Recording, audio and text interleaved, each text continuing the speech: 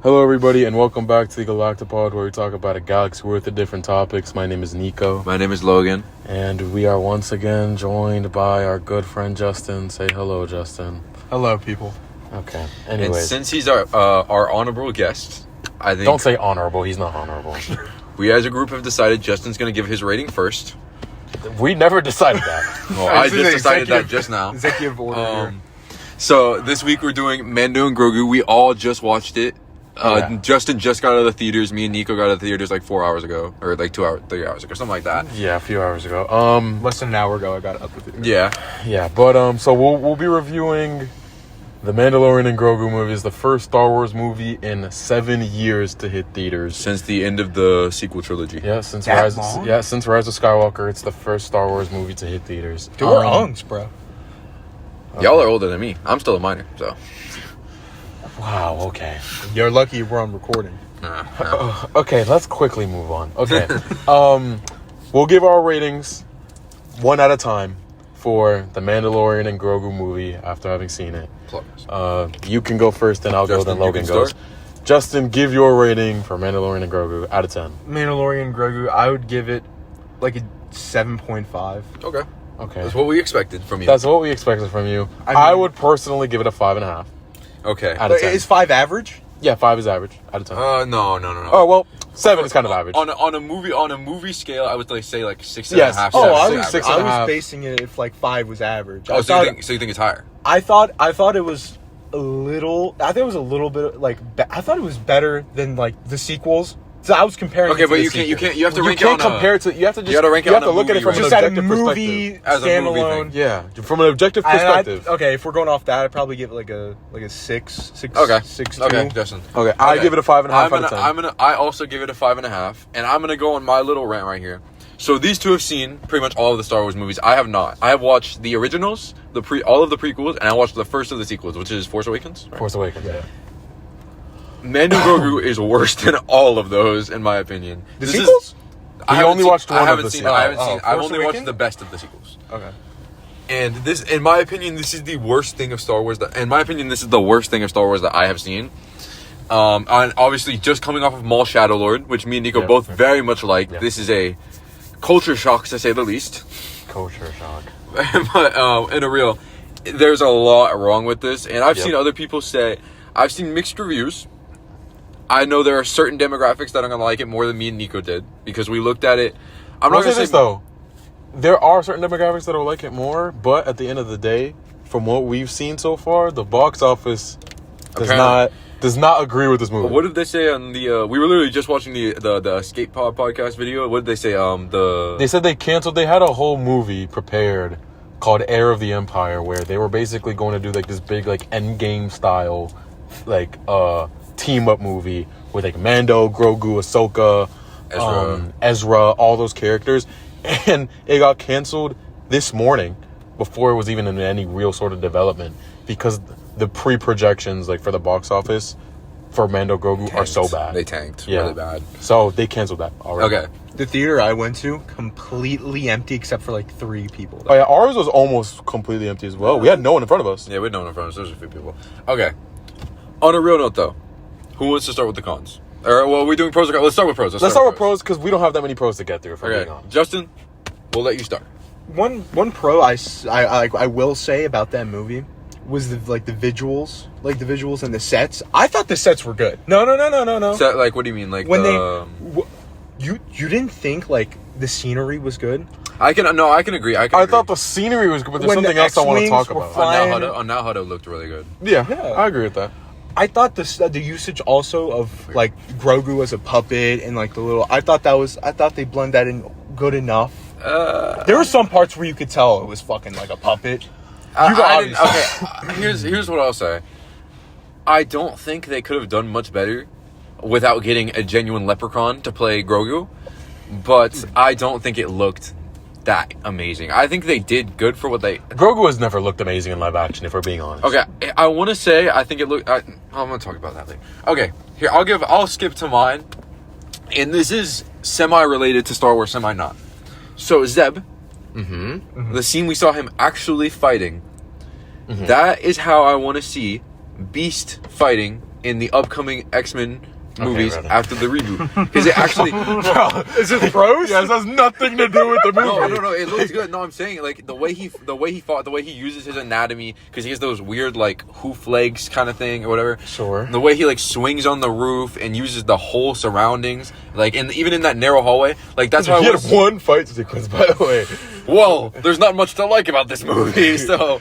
I mean, I guess, sure. Oh my god, you know that one actor, the Colonel, like, I forgot her name. Sigourney Weaver. Dude, she's fucking everywhere. Yeah, no shit, bro. Like, She's a really good actor, that's why. I know, but like, well, no, but I'm even scrolling her- through TikTok and some random ass movie pops up. She's playing almost the exact same character as in this movie. She's the main villain of the Defenders. She's the head of the Hand in the MCU. Or she's dead. Do you know? Oh man, I just remember the movie. I saw the clip on. You know, Chappie, the robot movie. Yeah. She was in that We're shit. going too far off topic. Nico, Yeah. you want to give your pro? I'll give my Everywhere. first pro. I only have 3 pros, unfortunately. I for only this have movie. 2 and I just gave 1. The first one is that at times, I want to really specify that at times there was decent cinematography and camera work, especially the shots with the dragon snake. The first one where Din Djarin's in the pit and he's looking up at the dragon snake for the first time. That was the best shot in the movie by far, and it's not really close. Definitely. And honestly, the first time I saw it, my mouth actually hung open. I was like, "Is this a different movie?" Like, I genuinely thought it was a different movie. Like, You thought it was cool? Like, Yeah, I thought it was- the dragon snake. Listen, you thought that was I cool? thought the dragon snake was good, but I thought the way they shot it was like the angle they used, like the CGI, everything looked really good in that shot. I'm gonna be honest. No. I just wish they used any other color or just a different shade of white at least, because I was looking at it and I'm like, this just It looks kinda like a looked like very cum. long sperm. I was gonna say it did kind of look like cum. It looks like a very long sperm. Well, maybe you guys just need to stop beating your dicks. Like, I didn't think about that at all. It Like, looks like a very long. No, sperm. now he brought it up. Now I can see that. Exactly. I did not see that at Exactly. all. But Okay, I mean, Justin, sure. give your next one, Give your next pro. Do you have any more pros, Justin, for this movie? I did like when we were in his like base camp. I forgot what planet it was called. You can see the Naboo starfighter like he owned, Oh, okay. and Oh, okay, yeah. I don't and know. how like how Din Djarin fights, and like how he behaves. I thought that was really cool Yeah. because he's always out. For most of the time, he's outnumbered, and he uses his surroundings. He uses whatever he can. I thought he's smart and creative in that way. Okay. I can agree with this. I can agree with this. Okay, sure. My next scene, and I think you might disagree with this, Nico. Okay. And I'm not talking about the way it looks specifically, but the final big fight scene in the movie, in the throne room or whatever it's called, right? Even though there's a lot of things about these specific characters I don't like, I think in the terms of the movie, it wraps up what they needed done well. Okay, here's the thing. I really like the choreography of Mando versus the other bounty hunter. That was my favorite part about that scene. Yeah. But from a plot perspective, Rada being the one to kill his aunt, and well, technically the dragon snake kills him, but Rada being the one to throw them down in the pit instead of it just being like Mando doing it and on with their day as revenge. Rada being the one doing it, I think works for his character arc, even though I did not like his character arc at all. It works for his character arc.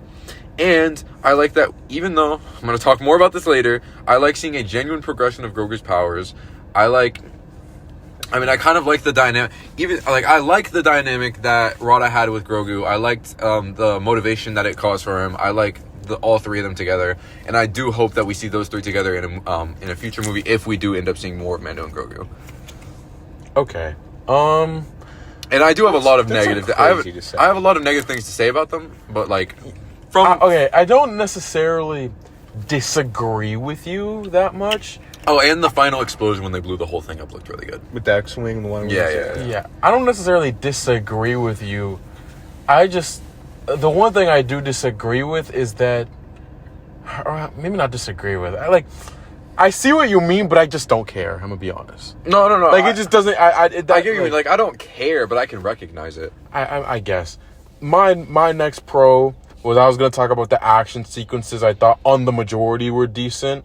There was some decent fight choreography, like Embo versus Din was pretty good. I really liked how they had Rada use his body, like when he would roll over Yeah. and stuff. I was gonna talk about that. I'll move on to my last one though, and that is about Embo. I thought that's the bounty hunter who pops up, for the people who don't know, with the fucking hat and whatever. I thought he was decent for the time that he was in the movie, and I thought he had some really cool shots that gave him like a good like on-screen presence. Like the first one I can think about off the top of my head is when he has the Mandalorian Din Djarin. He has him like in the ship, and he just like in the ship, like in like the little cage where like he's like helping out like one of those like Babu Frick fucking creatures, and like there's a shot where he's like kind of like standing like in like the shadow, like kind of leaning backwards. And I thought that looked really good. I will say they did use shadows well in this. Like there was a few times Mando shot out of the shadows. Yeah, they used shadows well in this movie, which goes into the cinematography a bit. Yeah, a little bit, but not those are all my pros. Do you have any more pros left?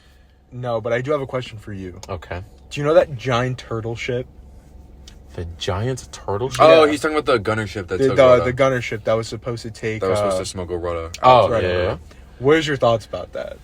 Because I know you're really big into Star Wars like me. Right. When you saw that, what were you thinking? I thought when we actually saw it flying, it looked pretty good. I thought that it was just kind of mid. I don't know. One more question. Did you at least at all like that Grogu, like when it was just Grogu?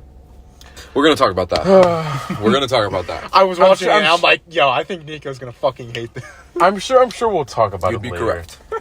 Surprisingly, that's not one of the things I have written down, but the reason I don't have it written down is because I know Logan had it written down.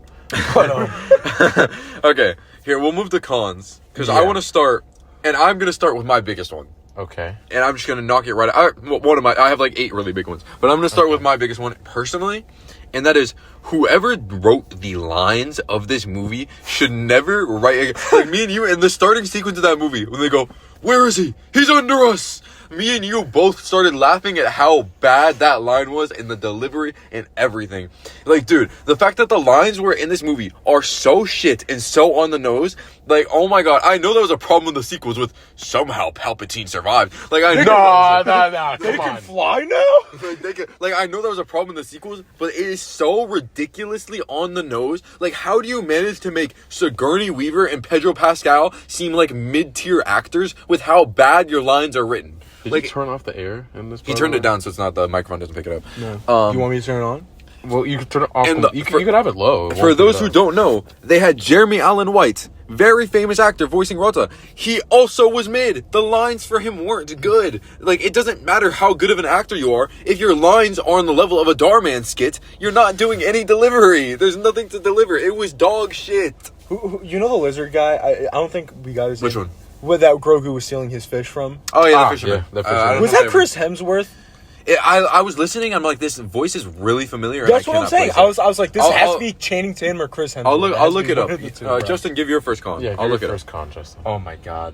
Just imagine being in that universe just to die from getting sent off a cliff. Like, just the deaths in that fucking movie were so stupid. I just realized, so that's what your biggest con is?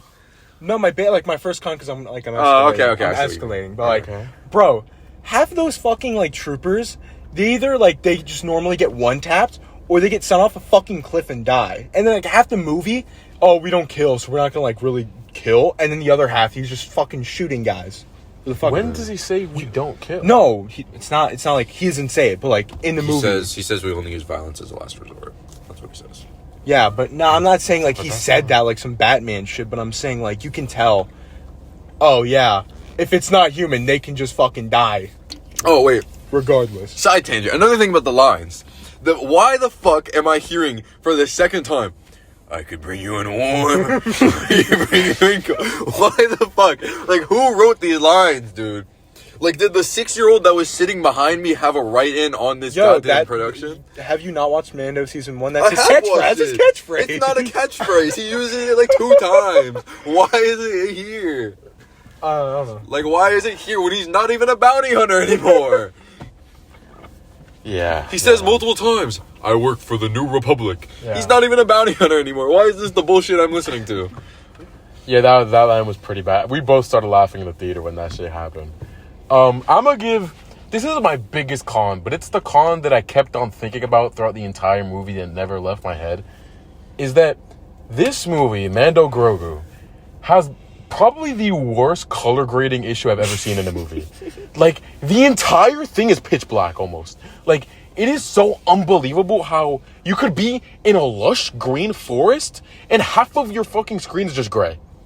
Yeah. Like, it's ridiculous. Like, this movie had such a big color grading issue. I felt like half of the time I couldn't make out what was happening almost. I've seen more color playing Bloodborne. No, literally, yes. It is so ridiculous, the color grading issue in this movie. Like, genuinely, it feels like they just recorded the fucking scenes and barely did any editing. Because it's like, dude, all you have to do is just slap an Instagram filter and you'll help. I genuinely think they tried to make everything darker to counteract how light the tonage in the lines were. Because they still want to have that Mando darker kind of like... I guess, but like, bro, it's ridiculous. Like, I'm gonna be so honest, man. If I was like a little 8-year-old kid, I'd be lost as fuck. Because you just can't see anything in like so many of the sequences, bro. Yeah. It's just pitch black.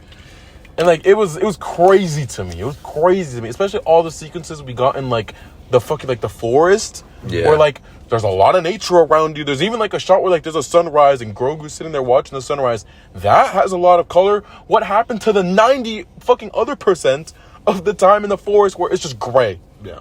Like, that was crazy to me. Mm-hmm. But... is it my turn? Yeah. Is it my turn? Well, no, I think you went and then I kind of did some side tangent. Oh, my bad. Since we just talked about the color grading and visuals, I wanna preface, this movie's budget was $170 million. For reference, Project Hail Mary, beautiful visuals, $200 million, only $30 million more. What's another one? Interstellar, $165 million. Interstellar, one of the visually best praised movies of all time, had a lower budget than this movie, and there's like maybe one scene from this movie where I looked at it and I'm like, that actually looks really good. Yeah, the snake one I felt. The snake one, and also I thought when they were on the beach, I thought that's what they did this summer.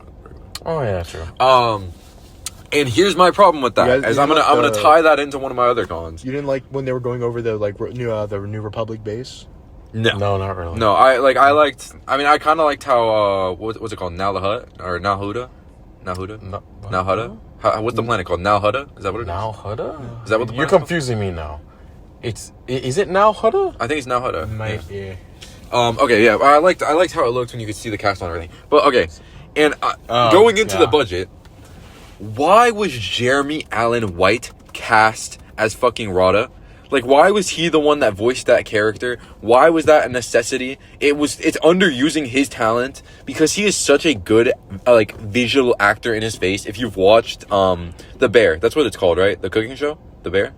I don't know, man. What? I don't know about that. I think it's The Bear. Nalhuda, yeah. But when you watch him, or even in Shameless, he is such a good visual actor with his face. Why is he voicing a character where you see none of his best attributes as an actor?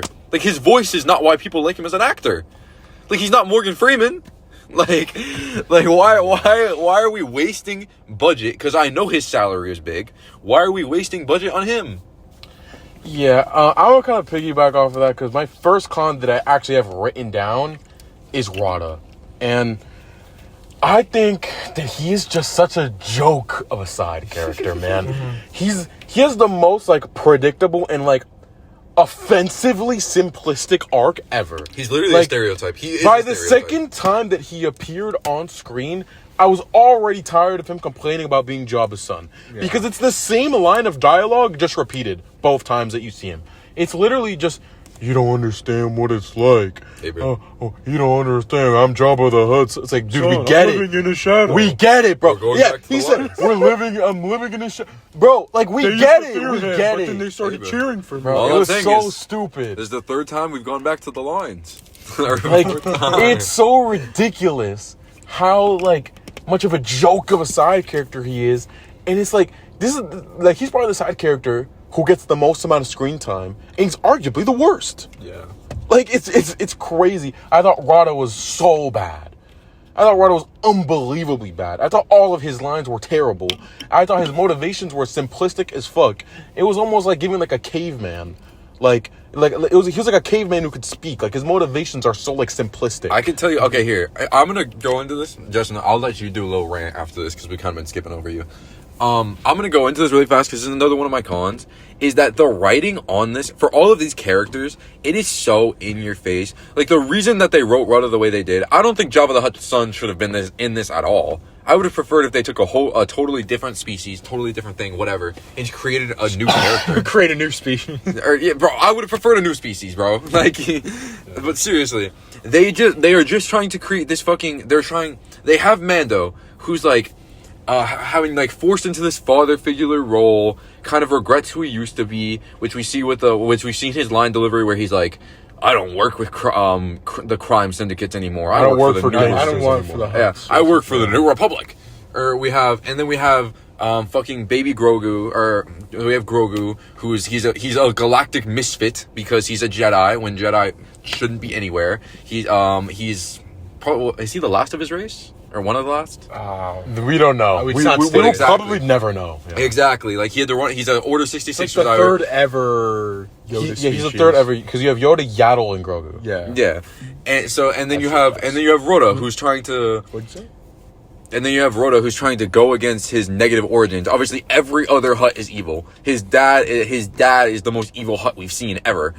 Like just a weird one. So they're trying to create this, like that's what they're trying to do with Mando right now, is they're creating this ragtag band of misfits. And it's like, dude, this is the biggest stereotype they could possibly be driving their direction.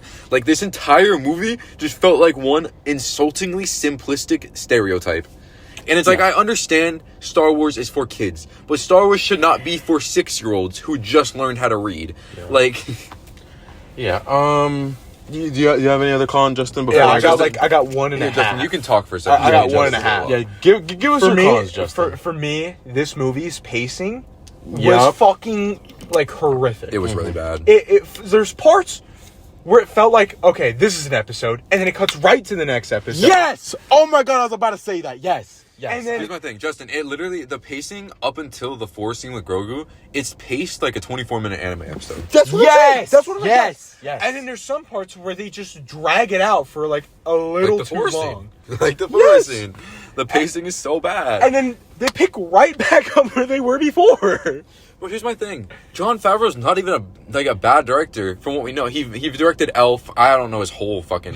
What a notable movie. I know, Elf... No, let's not act like Elf is one of the most acclaimed... Like, it's like one of the most famous movies ever. Come on now. It's one of the top 5 Christmas movies. Man, I had it written down here. I said the way this movie was written, right? The way this movie was written genuinely feels like 2 episodes of the TV show just played back to back. Mm-hmm. Like, you could have very easily...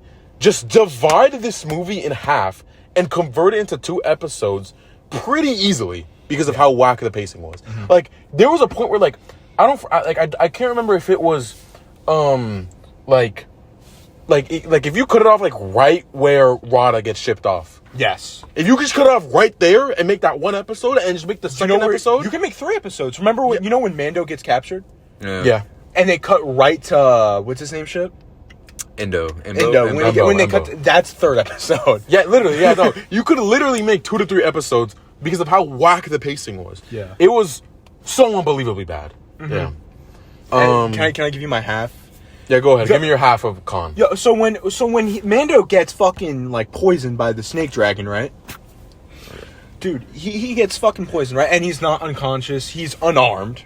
He's in a coma. He's in a coma. He's in a coma. And he does not have his weapons. He doesn't have any of his gadgets. Right. But when he wakes up, magically he has his fucking pistol.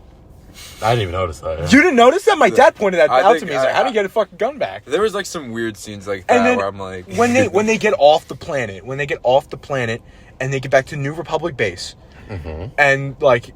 they're all celebrating. He goes back to his ship. How the fuck did his ship get there? His ship was at his house when he got kidnapped by Endo. Yeah. How the fuck is this doing? Yeah. Maybe you got someone from the Republic who went to his house and fucking got his shit back. Maybe. We don't know. All right, that's true. That's true. I didn't notice that. Neither of us. Like, good my job, dad noticed that. I'm like, Justin. what the fuck is going on? All right, I'm gonna go to 1, and I actually read part of this out loud next to Nico when I was writing this. This movie, the first like hour until we're at Mando's house, right? I didn't like it, like, at all. And then we get to the scene. We see Embo. All of this. It's raining outside. We see the dog. We see Embo slowly walking up. I'm sitting there. My hopes get raised exponentially from the dog shit that they were in from the first hour of this movie. And there is about 2 minutes where I'm like, is this movie gonna become good? And then the movie violently fucks me because literally instantly after it goes to Baby Yoda and the 10 Babu freaks while their friend is in the fucking is in the dog's mouth. It was 5. While their friend is in the dog's mouth, fucking speaking in the dumbest voice ever. Save me! Like, oh my god, dumbest fucking scene. I'm like, oh, this is gonna take a nice darker transition. You know, maybe it just started slower to be kind of friendlier to children's audiences, but it's gonna become an actually like appropriate sci-fi movie now, because you can't target a sci-fi movie to 8-year-olds. And you can, but like if I watched this movie at 8 years old, I would have never picked up Star Wars again. Oh my god, dude, when you're in that stupid ass voice, dude, you know when they like reunite like Baby Yoda, Grogu, and like when the little guy comes out the bush with Baby Yoda and the fucking Grogu, we thought you were dead. That's what he fucking sounded. Hold on, wait. I gotta pause this really fast.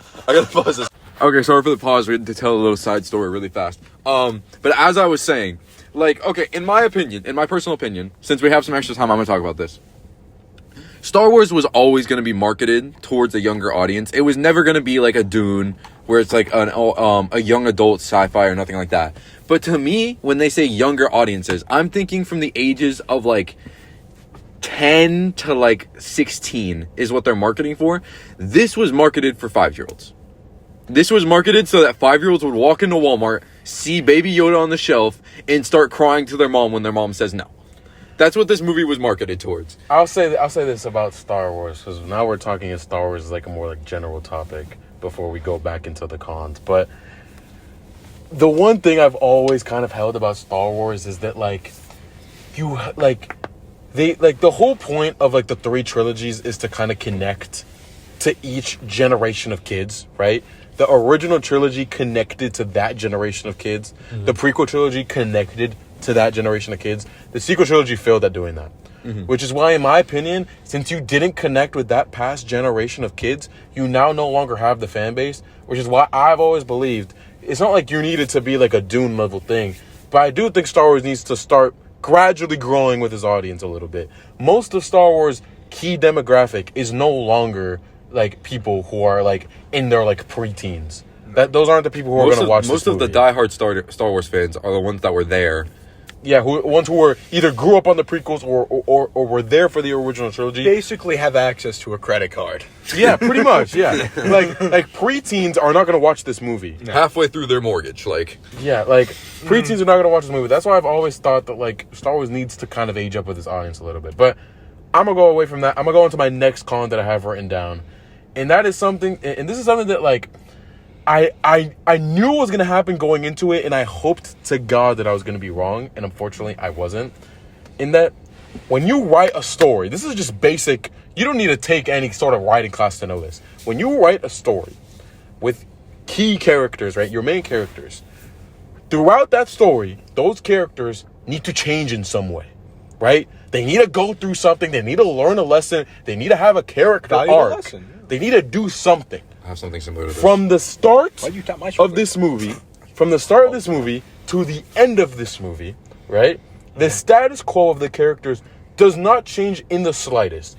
Both Mando and Grogu are the exact same characters. Neither of them really had any noticeable character arc. And neither of them learned a lesson or changed in any way, whether positively or negatively, at any point throughout the movie. Because all the stuff you see Mando do in this movie about him being like, I don't work for gangsters anymore, all that character work was stuff that was done in his own show. Nothing actually changes from his character in this movie. I wanna expand on that point really fast, because I agree. I could not agree with that more, and I wrote that down in my notes. That is why Mando and Grogu will never be nothing more than a marketing dynamic. They will never be a good dynamic. They will never be the father-son dynamic that they're marketed as. Especially because Grogu doesn't talk. And that's part of my problem. Mm-hmm. You're taking Mando, I think he's biologically younger than Grogu, or chronologically, I mean. Biologically, yes, because Grogu... in the show, they say chronologically. He's like 50 plus years old. Oh, so Grogu's probably a little younger, technically. Because Grogu's like 50, I think. At this point, he's like 60, I think. Yeah, he's somewhere around there. But like, besides the point, you're taking a character and a race who age extremely, ridiculously slowly, and you're comparing that to a humanoid race, where even if he ages slower, even if he's still going to die well before Grogu is even teenage years. So any and all development you want to do with that dynamic is not going to happen unless you give some random plot device. Well, oh, Grogu used the Force to age himself up, or like some baby Groot to teenage Groot bullshit. Like, unless you do something like that, this dynamic is never going to be good. This dynamic is never going to be a fucking Joel and Ellie. This dynamic is never going to be a Kratos and Atreus, because Grogu cannot express. He cannot change that much, because at the end of the day, even though it is developmental years, his personality is not going to develop. His moral compass is not going to develop that much. Like, other than minor changes. Like, yes, he may learn how to pilot the ship. He may learn how to lift fucking Rhoda or use force healing out of nowhere. But he is never going to be an actually developed character because he can't speak. It's a puppet that can barely express. And you're comparing it with a dude in armor who also can barely express, who also barely speaks. So it is never, like, constantly as a dynamic. It's like, yes, you can tell Pedro Pascal's a very good actor. You can tell that Din Djarin cares about Grogu, but it's not reciprocated. Even if you see the cutesy little facial expression that's going to have dumb fan art about it in a week. Yeah. I had two things. Go on, Justin. When the Mandalorian, when Din Djarin first arrives on that fucking Shiki planet, what was the moon of Shaki? Shaky. He goes to the tender. He goes to the like little food truck or the whatever. Glupshido, yeah. Mm-hmm. Hey, do you know where the hut is? And he's just like, no, don't say that fucking name. Because he thought they were referencing the other huts. Yeah. And he's like, I'm looking for Rudda. Oh, Rudda, that guy. Look right there. He's a giant fucking sign. You couldn't have seen that normally. You could have just walked 2 blocks, see the giant hologram of Rudda. Right fucking there. Okay, I agree with that one, Justin. And then there's a second thing where it's Zeb? Not Zeb, Rudda. He's like, yeah, I feel bad for the little kid. You know, when I was his age. What do you mean his age? He's 60 fucking years old. Okay, but he doesn't know that. To be fair, he's talking about fair. Okay. But lucky to have we've kind of rattled through, because I rattled through almost all of my cons on that fucking line delivery one. I'm gonna expand on what I said just a little more without being too repetitive. So, with those characters, like Joel and Ellie, I have played Last of Us through like 10 times. Joel and Ellie, they grow as a dynamic because you see Joel's past experiences and Ellie's non-trust become her experiences and her age and her like feistiness from all of that and something like that. Grogu does not have a personality. He does not have a character beyond being a cute little pug that a millennial mom is going to look at and say, "Aw, little Timmy's going to love this tomorrow." Like, there's no development of a dynamic when a character doesn't have a personality. Even if I do think Din Djarin's personality, I do think his character is pretty freaking cool in a lot of cases. But, like, it's this dynamic that you're forcing. Like, Baby Yoda should have been gone in Season 2 of Mandalorian. It should not have extended this far because they're running out of stuff to do with it. Mm-hmm. Yeah. I'm going to go into my next con. How many cons do you have left? Not that many, actually. We didn't write that many because there's just a lot we could talk about with this. Yeah. My next con of this movie, of Mando Grogu, the overarching plot of the movie is so weak to the point where it's barely there. Like, by the end of the movie, it feels like everything just barely came together with the Hutt stuff and the Imperial Commander coin guy, like... man, that was fucking stupid. That was 2 side quests combined into one. That's what, it just felt like one side quest to another, with one through line connecting the two, which was Rada. Mm-hmm. Other than that, it generally just feels like he completed one side quest, then did another. No change in the characters, no character arc, no development, nothing. And there was like, wait, there was really not a main objective. Yeah, the way that's what I'm saying. The overarching plot is so weak. It was a side quest. So that's what I'm saying. The overarching plot is so weak to the point where it's barely there, because at the end of the day, it's just 2 side quests who happen to have a common denominator in Rada. Yeah, the way Coin got dismissed like completely after, we don't even see the twins talking about it. We don't see nothing. Literally, all we see is Sigourney Weaver's character. I don't remember her name. Sigourney Weaver's character saying, "Yeah, Coin confessed everything. The Hutts were playing us the whole time." It's like, what did you expect? They're the Hutts. They're a known crime syndicate and have been for like thousands of years. You thought they would work with the New Republic? You thought they would work with the symbol of peace and order? There was also the line of, Oh yeah, like the Mandalorian saying to what's her name? Yeah, they were really pulling both sides. They were giving money, like they were taking. Like, dude, that's it it was the dumbest. Like, and like the way that like when they told me about he mentioned Coin, I'm like, oh, the Hutts are gonna be there as like a side antagonist, and Coin's gonna be the main big bad that they catch at the end of the movie, or they're gonna tie together. It's gonna be a big fight scene or something like that. No, he just got completely dismissed. Literally, you could make an argument that the big bad of the movie was Embo, who didn't speak a word. You dead ass could make that argument, and he's still alive, so he probably will come back. And Din Djarin knowing, oh yeah, I fucked over the Hutts. Let me just go off by myself. Like, okay, what? Besides introducing Rudda to a future dynamic in the New Republic with Mando, with Grogu, with whatever team up that they end up, maybe they're probably going to end up rescheduling that team up for maybe a show or something.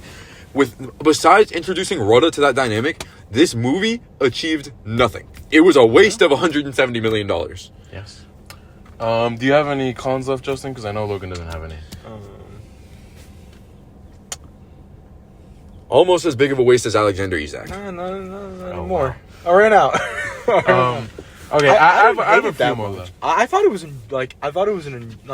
Dude, entertaining one. I'm telling you, I like there was always something going on, usually. Okay, maybe there is bias in this because I watched this movie a lot as a kid. I genuinely enjoyed Ryan Reynolds' Green Lantern more than watching this movie. I knew you would bring it up somehow. I genuinely enjoyed watching Ryan Reynolds. I knew you would bring up that fuck-ass movie. I genuinely enjoyed it significantly more than this movie. You know what I found out? What? Jonah Hill did voice Green Lantern at one point. That is so far off topic. I'm not going to talk about it. Oh my god, Nico, I have one really big one I want to mention that I haven't gotten to. Okay, I have a few more left, so mention your big one and then I'll give the rest of mine. This is the worst Coliseum scene I have ever seen in a fucking movie. And you take Pedro Pascal, who is arguably the GOAT of that. He does it in Game of Thrones. He does it in Gladiator 2, which I fucking love Gladiator 2. And that is the worst Coliseum scene ever. I love Gladiator 2. That's such a good movie. I never watched Can we stay it, on but topic, I please? heard a lot of people shitting on it. Gladiator 2 is a really good movie. Isn't it like a carbon copy? Can we stay on topic? Sorry, I'm in a conversation with my lover. We'll talk about it after. Okay. But you take Pedro Pascal, who on his resume is amazing in Coliseum scenes, and you give him the blandest, quickest, dumbest Coliseum scene ever. You take the champion of the Coliseum is a bitch. He beats the champion in like 2 sword swings. Yeah. And then you have all the fucking. But it's the Mandalorian. And then I don't care. Like, I don't care, bro. They should have scaled Rudda up to make it actually enjoyable. And then and then they drop all these random species in there, which I think there was a Rancor, which is what everyone liked.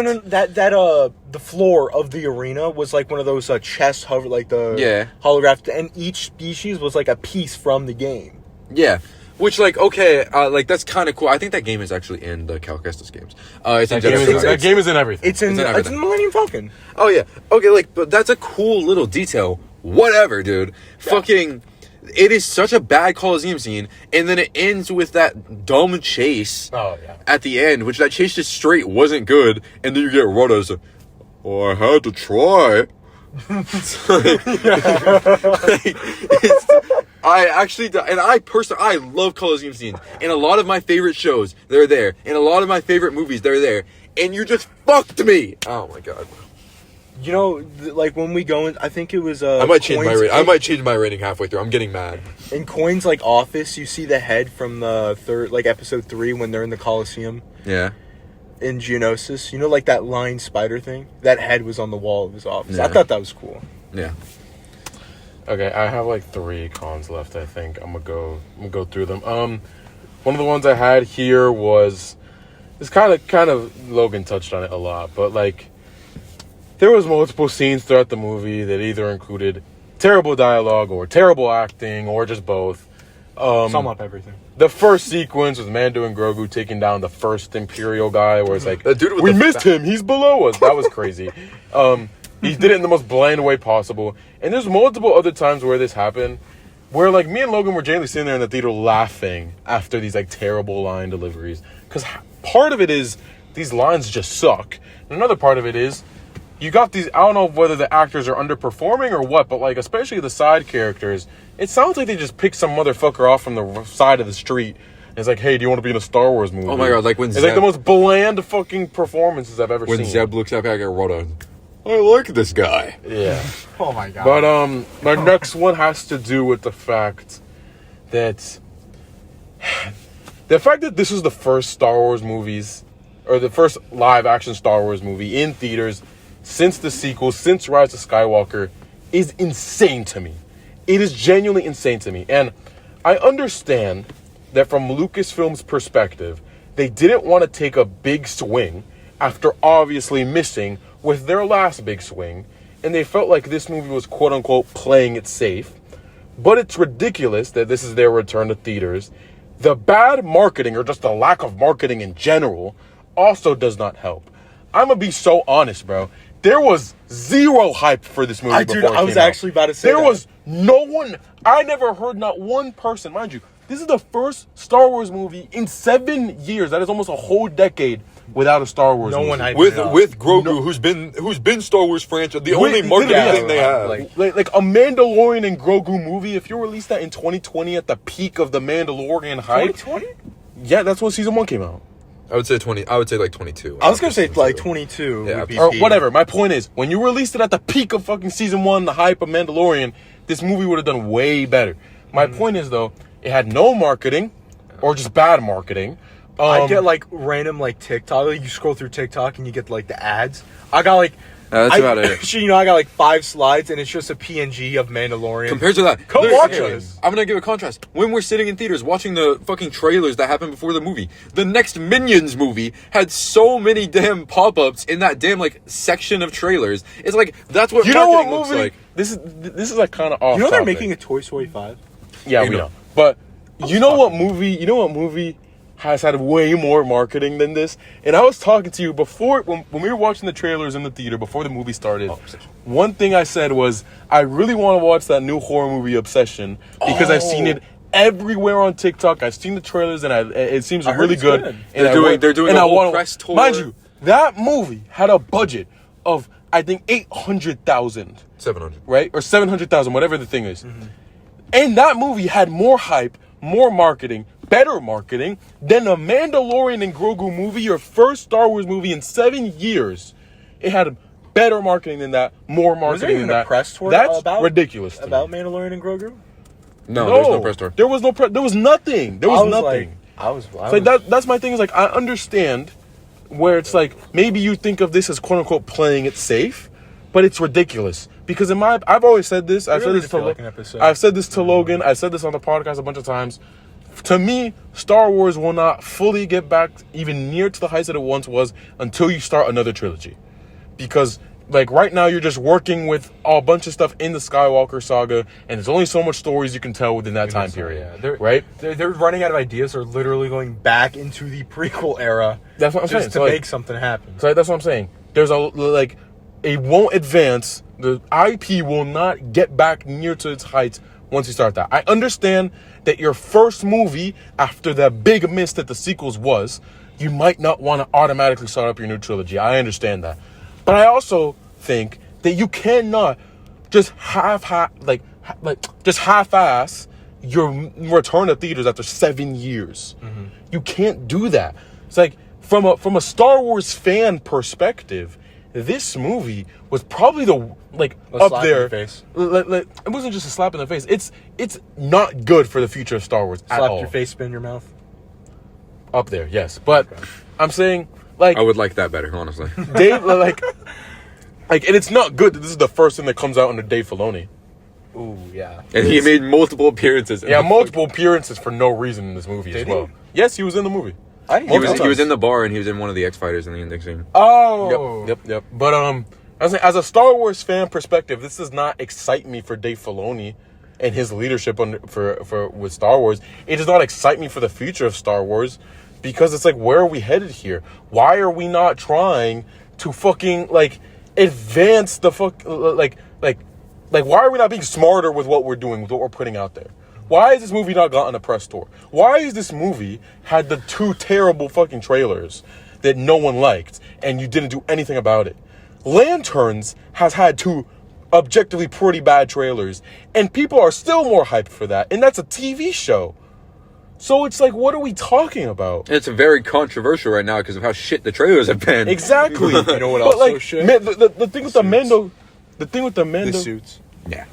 the thing with the Mando Grogu trailers was that it wasn't so bad to the point where it was controversial like the Green Lantern stuff is. Yeah. It was just bland. Yeah, it literally All was. the It was. trailers were just bland. It was a trailer of all time. I think I've seen one trailer, and that was in the movie theaters when I was watching, what was it? Project Hail Mary. Yeah, that's the same one we The watched. only fucking trailer I've seen for it. But when we watched that trailer, guess what?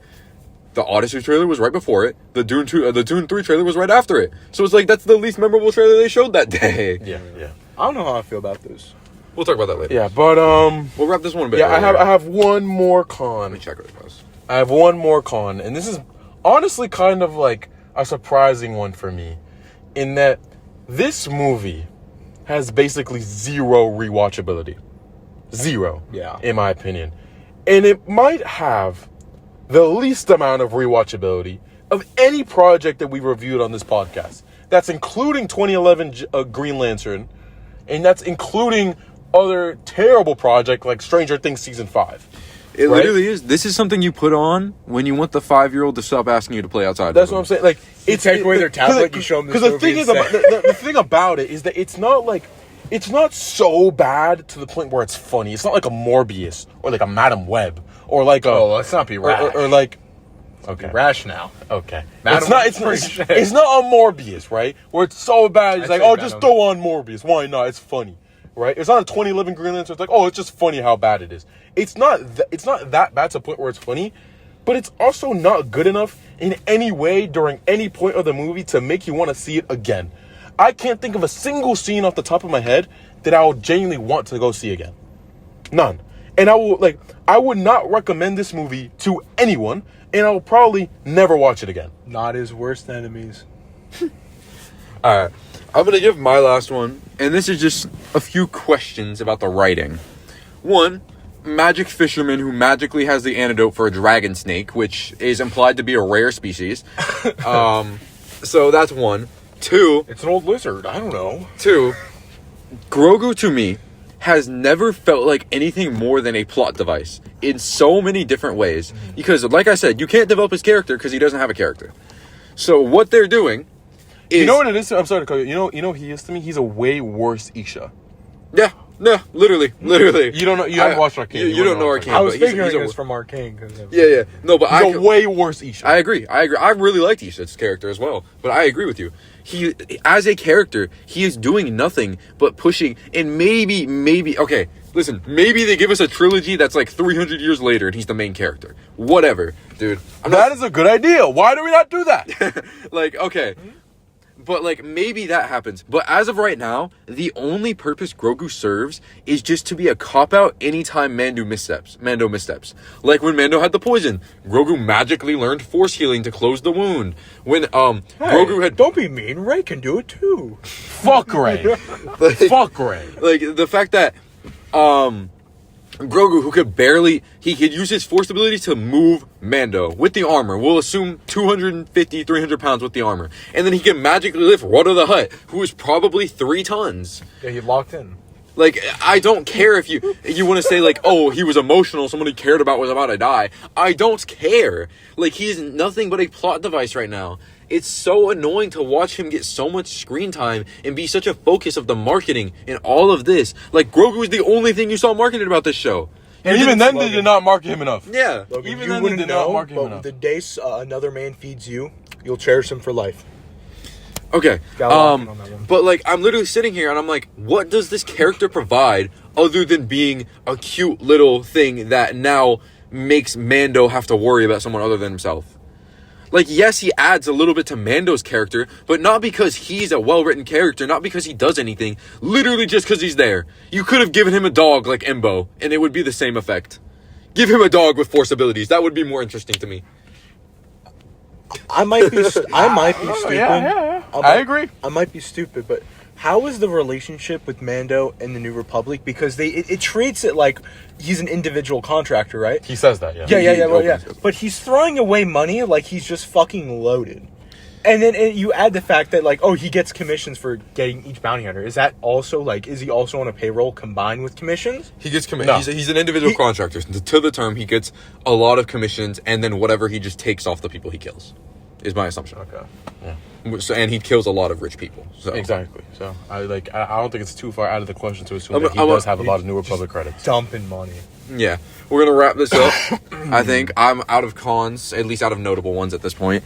I really like the fighting scenes with the cool planes. They were shooting at each other. Really okay. Cool. So that was the end of our Mando Grogu review. If you give me like 2 more hours, I could probably rant out those lines for longer. But now we're gonna move on to something else. If you're on YouTube, it's gonna be the next video, which is gonna be posted at 8 p.m. of this Sunday, if you're seeing it the day of. And if you're on Spotify, just wait like 10 seconds, and it'll pop up. So thank you, and see you in a second.